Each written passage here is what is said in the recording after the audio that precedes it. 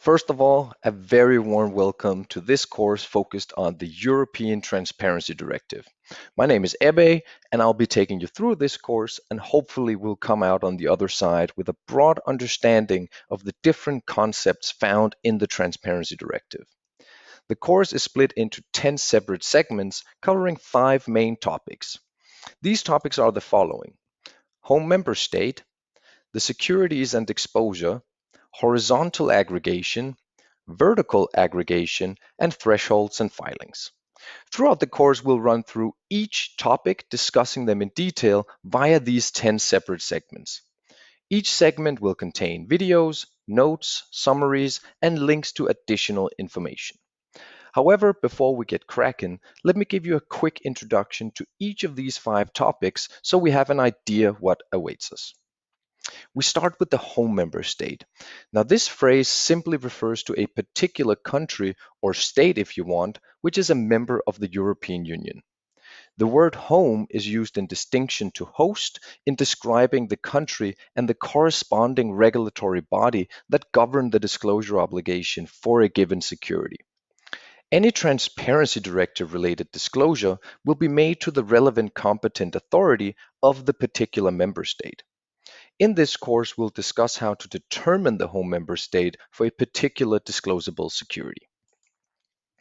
The Securities and Exposure session will touch on the disclosable assets and the exposure these assets provide. This includes discussing when we need to delta adjust our derivative exposure, when we must include index-based exposure, and how to actually calculate the exposure. And of course also, what exposure are we actually trying to calculate? Horizontal aggregation is a term which is used to describe the 3 separate exposure calculations required under the directive. The Transparency Directive requires exposure calculated on shares and financial instruments separately, but also their combination, or aggregated as we call it. This is the fundamental structure of the rules under the directive and an essential part of understanding the requirements. On the other axis, we have vertical aggregation. This refers to how we are required to aggregate assets upwards within our corporate structure. Do we, for example, need to aggregate to the top level company, or do we stop the aggregation at the discretionary investment manager managing the disclosable securities, etc.? Further to that, we need to understand which entities actually have the responsibility to disclose. Does that depend on who can exercise the voting rights to the securities, or who manages the securities on a discretionary basis, or is it something completely different that determines who has this responsibility to disclose under the rules of the directive? We'll go through this complex area of the directive in detail.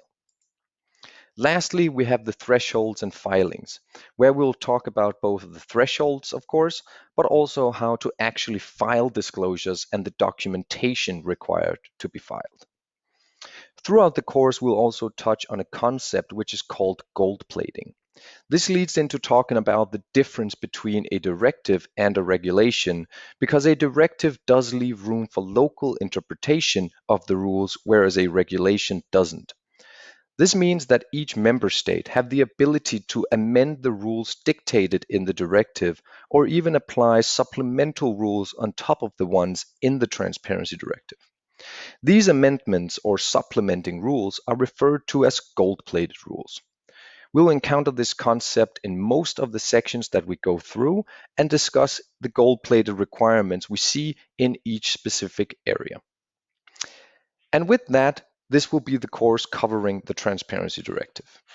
Before we get going, I'll throughout the course either refer to the Transparency Directive as simply the Transparency Directive or the TDA. We'll discuss this in the next section, but the current version of the directive is called the Transparency Directive Amending Directive, or just the TDAD. TDAD or TDAD sounds very weird and clunky, but TDA sounds cool and hip, so the industry has agreed that it should be standard to call it the TDA, and so shall we. The previous version of the TDA was just called the Transparency Directive, or TD, and in this course we shall refer to that as the original Transparency Directive. Hopefully that makes sense, and we are now ready to drill into it, starting out with learning a bit about the history leading up to the implementation of the TDA. Please enjoy the course.